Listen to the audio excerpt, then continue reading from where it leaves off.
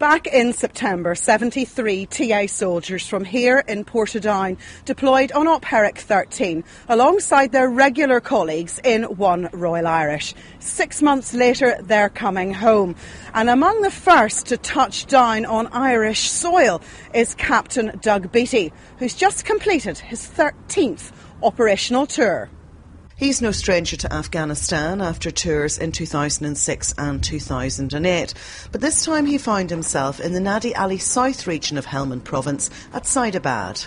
I think to my first 3 months, I think of one 3-week period in November where I was in contact with the insurgency every single day, sometimes twice a day, and it was sustained, accurate fire from the enemy. But in the main, we were able to force them back and create that time and space, and therefore the whole dimensions of what we're doing, certainly in the Nadali area, on that central belt of Helmand, has changed incredibly. The battalion has achieved its objectives on Herrick 13 thanks to the positive attitude of the troops on the ground.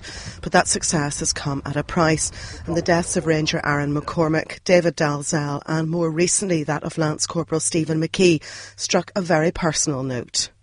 Aaron McCormick was one of my soldiers who died, and I felt his loss bitterly, as if I'd known him all my life. Ranger Dalzell slept in a bed facing me for 3 months. And I got to know him. I got to know his nickname, Diesel. So I got to know what made that young man tick in his very short life.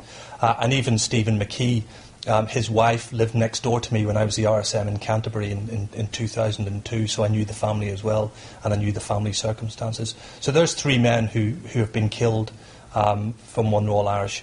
Who I am linked into, and I know that many more people within the battalion will be linked into them at various different levels. It affects us all. It affects us all deeply, but it never detracts from what we're doing. It's not a wasted life. These guys were doing something that they chose to do, and they were doing it well, and they were doing it for the good or the greater good of the people of Afghanistan. Well known as a military author, personal accounts of Doug's other 2 tours in Afghanistan can be found on bookcases round the world. But he has no plans to add to the collection this time round.